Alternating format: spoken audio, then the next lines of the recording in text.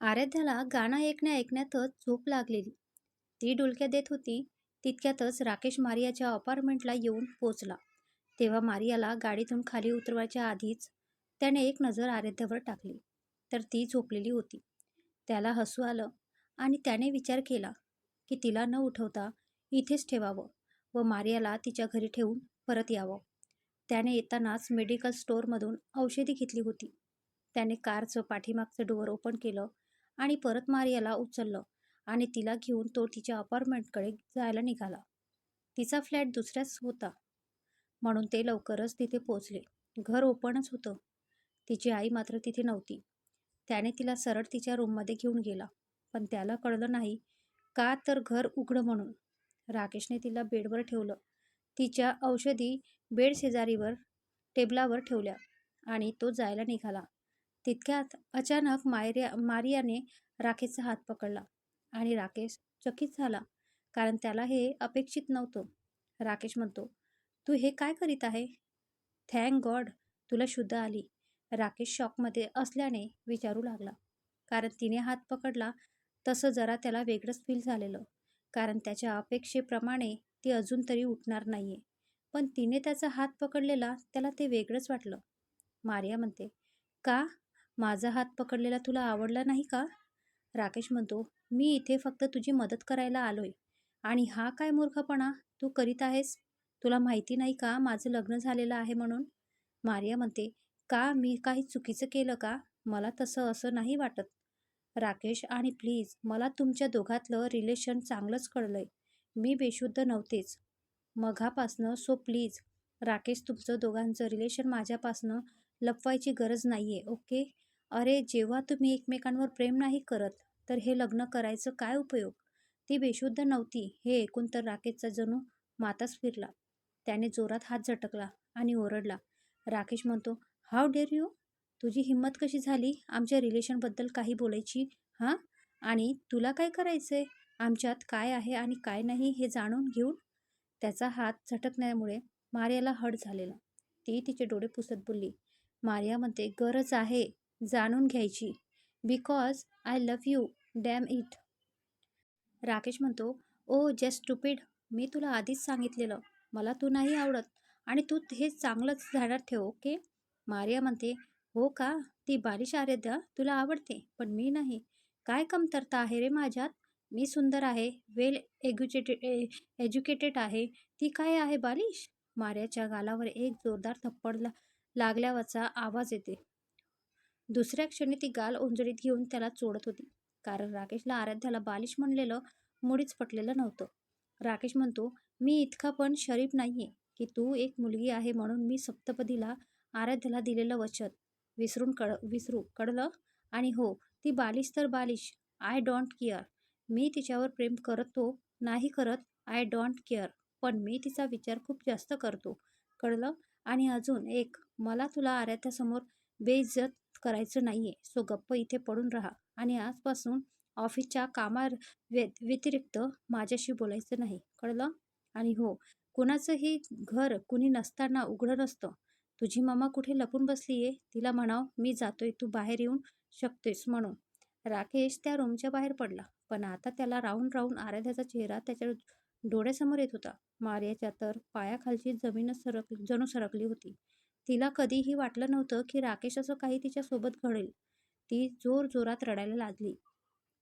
तिच्या रडण्याच्या आवाजाने शेजारच्या फ्लॅटमध्ये असलेले तिची मम्मा घाईतच तिच्या रूममध्ये आली. मारियाची मम्मी म्हणते, "व्हॉट हॅपन माय चिल्ड? तू अशी का रडत आहेस? तू बोललीस ना राकेशशी?" मारिया सरळ तिच्या मम्माला जाऊन बिलगली आणि अजून जोरात रडायला लागली. मारिया म्हणते, "नो मम्मा, सगळं संपलं. मम्मा, मी राकेशला खूप समजविण्याचा प्रयत्न केला, बट त्याला माझ्याशी रिलेशन ठेवायचंच नाहीये. मम्मा, ती मूर्ख आराध्याच त्याला बरी वाटते." मारिया हुंदके देत बोलली. मारिया म्हणते, "तुला माहिती नाहीये मम्मा, मी त्याच्यावर किती प्रेम करते. तर तो त्या आराध्याला जेव्हापासनं इथे घेऊन आलाय तेव्हापासनं मी काय काय केलंय त्यांना दूर ठेवण्यासाठी.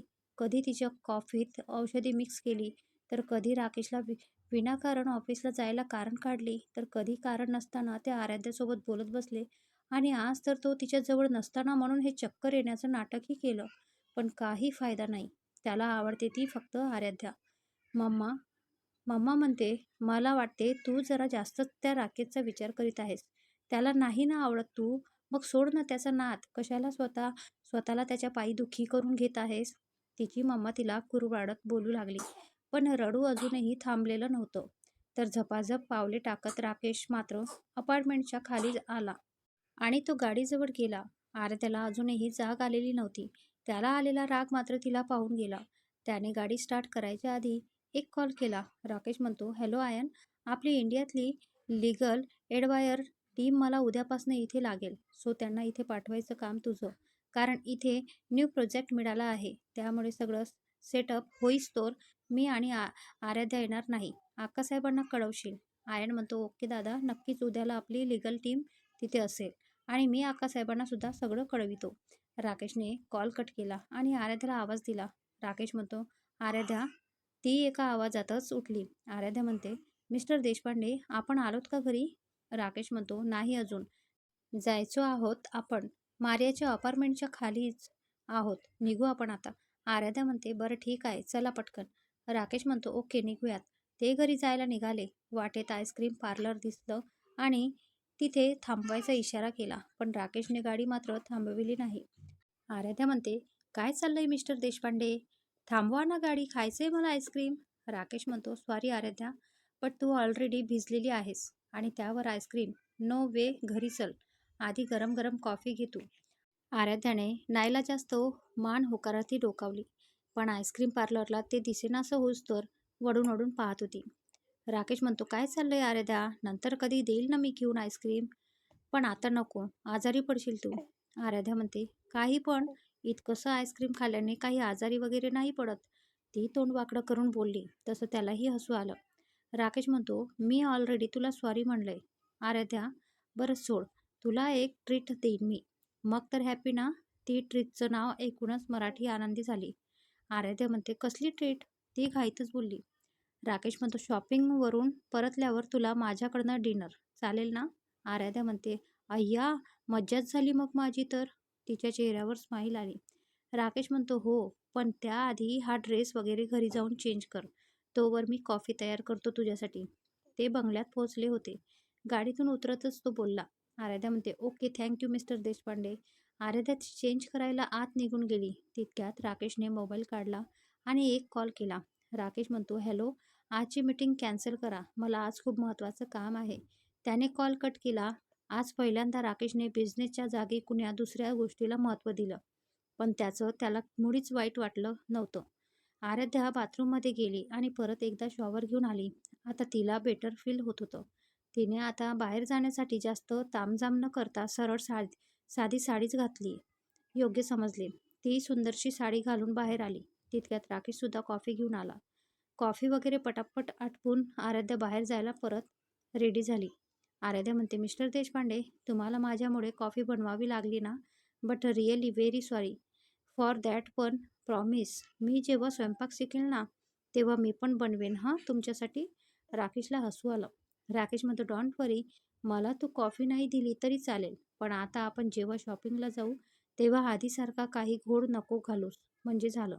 आराध्या म्हणते, बरं बघ, प्रॉमिस, काहीही करणार नाही मी. चला, उशीर होतोय आपल्याला. तसंही तुमची संध्याकाळची मीटिंग आहे ना? राकेश म्हणतो, don't worry, me meeting cancel केली आहेत. आजच्या दिवस आपला.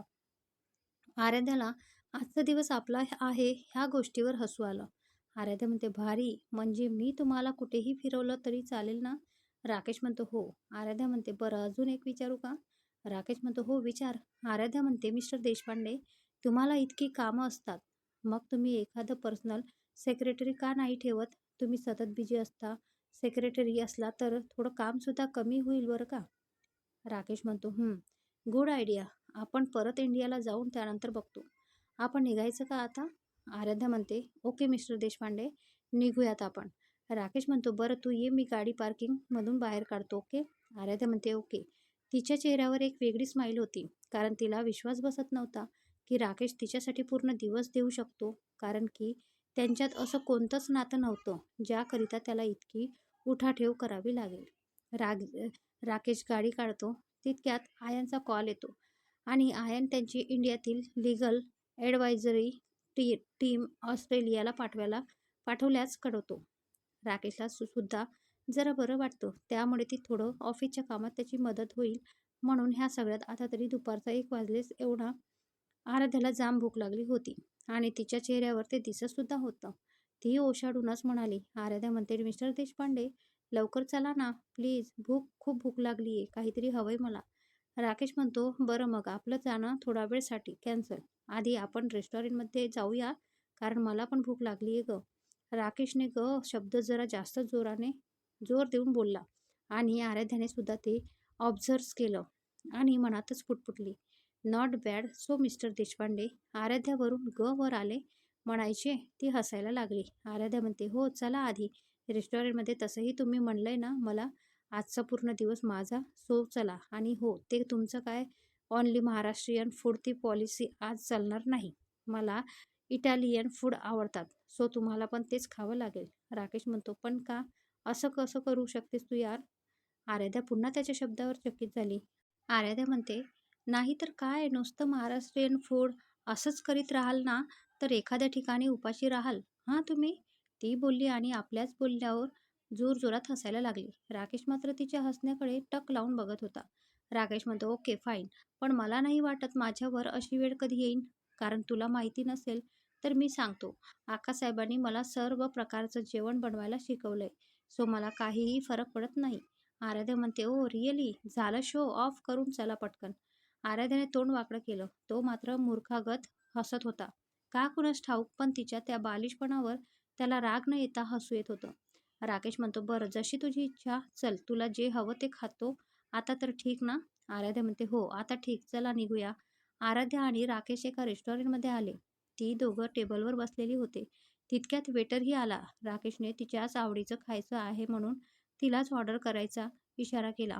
तितक्यात त्याला अक्कासाहेबांचा कॉल आला. त्यामुळे त्याने कॉल रिसीव्ह केला आणि बोलत बोलत तो तिच्या थोड्या दूर गेला. राकेश म्हणतो, हां अक्कासाहेब बोला ना, काही काम होतं का? अक्कासाहेब म्हणाल्या, काही नाही, अरे तुम्ही दोघं गेलात तेव्हापासनं कुणाचा सुद्धा कॉल आलेला नाही. मग मलाच वाटलं की विचारावं म्हणलं, माझी लेकरं ठीक आहेत की नाही म्हणून. काय चाललंय राकेश? आरू ठीक आहे ना? राकेशला अक्कासाहेबांच्या प्रश्नाचं हसू आलं. किती काळजी करतात त्या आराध्याची, इतकाच विचार येऊन गेला. राकेश म्हणतो, हो आक्कासाहेब ती ठीक आहे. मी जरा कामात बिझी होतो त्यामुळे कॉल केला नाही. तुम्हाला हवं असेल तर तिच्याशी बोला. मी फोन देऊ का तिला? आक्कासाहेब म्हणाल्या, हो दे ना फोन, मला बोलायचं रे तिच्याशी. राकेश तिला फोन देण्यासाठी वळला, पण वळून पाहतो तर काय, आराध्या तिथे नव्हती. ती कुठे गेली असेल असा विचार त्याच्या मनात आला, पण उत्तर द्यायला तिथे मात्र कुणीच नव्हतं. त्याने इकडे तिकडे नजर घुमवली, पण त्याला ती कुठेच दिसत नव्हतं. ह्या सगळ्या गोंधळात आक्कासाहेब मात्र हॅलो हॅलो करीत होत्या आणि राकेशला विचार आला, आता काय करावं? राकेश म्हणतो, हॅलो अक्कासाहेब, बहुतेक आराध्या वॉशरूममध्ये गेलीये. तिचं आवरलं की मी तुम्हाला कॉल करायला सांगतो, ओके? तो खरं तर टेन्शनमध्ये आला होता, पण खोटं बोलण्याशिवाय त्याच्याकडे पर्याय नव्हता. कारण त्याला माहिती होतं, आराध्या आणि आक्कासाहेब यांची ओळख थोड्याच दिवसाची होती. पण आक्कासाहेब आराध्यामध्ये दर्पणला त्यांच्या मुलीला शोधतात. तिला काही झालंय हे जर त्यांना कळलं तर त्या देखील काळजीत पडतील म्हणून त्याला काहीही सुचत नव्हतं. तितक्यात जो वेटर त्यांना अटेंड करीत होता तो दिसला, तर त्याने त्याला आवाज दिला आणि आराध्याबद्दल विचारपूस केली. त्यावर तो म्हणाला की त्या इथेच बसलेल्या होत्या. त्यानंतर थोड्याच वेळात एक मुलगा तिथे आला आणि त्या दोघांचं काही बोलणं झालं आणि तो तिला घेऊन गेला.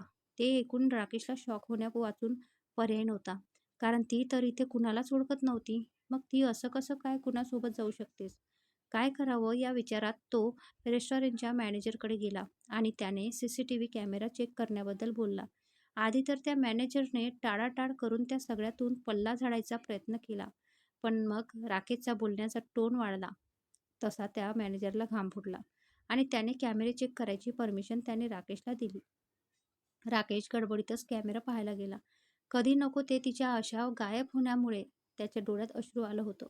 हे दुसऱ्यांदा आलेलं अश्रू होतं. याआधी त्याची आई वसुंधरा गेल्या होत्या तेव्हा रडला असेल तो. तो घाईतच बघत होता. एक मुलगा तिच्याशी बोलत असल्याचं त्यात दिसत होतं. त्या मुलाने त्याचा चेहरा मास्कने कव्हर केलेला होता. त्यामुळे त्याला ओळखायला कठीण जात होतं आणि त्यावर त्याला पाहून तो ऑस्ट्रेलियन असल्याचं कळत होतं. पण प्रश्न हाही होता की ती तर कुणाला ओळखत नव्हती. मग ती असं कसं काय जाऊ शकते कुणासोबत? समोरच्या कॅमेऱ्यात ती दोघं एका कारमध्ये बसताना दिसत होती. पण त्यावरून काहीही कळत नव्हतं. त्याने त्याच्या कॉन्टॅक्टचा उपयोग करून ऑस्ट्रेलियन पोलिसांनी मदत द्यायचे ठरविले.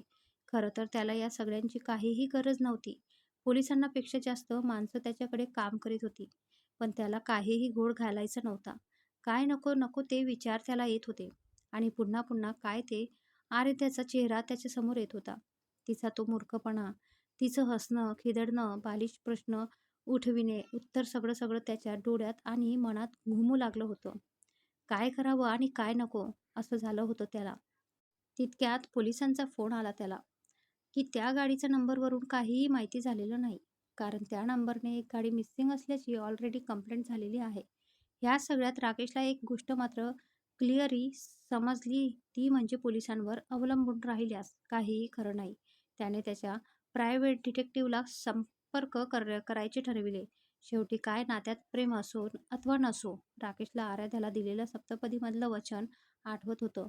तो निर्धाराने उठला आणि स्वतःशीच म्हणाला, "आराध्या, तुला शोधूनच काढेल गं मी. मला शपथ आहे तुला सप्तपदी दिलेल्या वचनाची." तो विचारच करीतच होता की त्याला एक अननोन कॉल आला. राकेशला सुद्धा पुसटची कल्पना आलेली की हा कॉल किडनॅपरचा असू शकतो. म्हणून त्याने थोडा विचार करूनच कॉल रिसीव्ह केला. राकेश म्हणतो, "हॅलो, हू धिस?"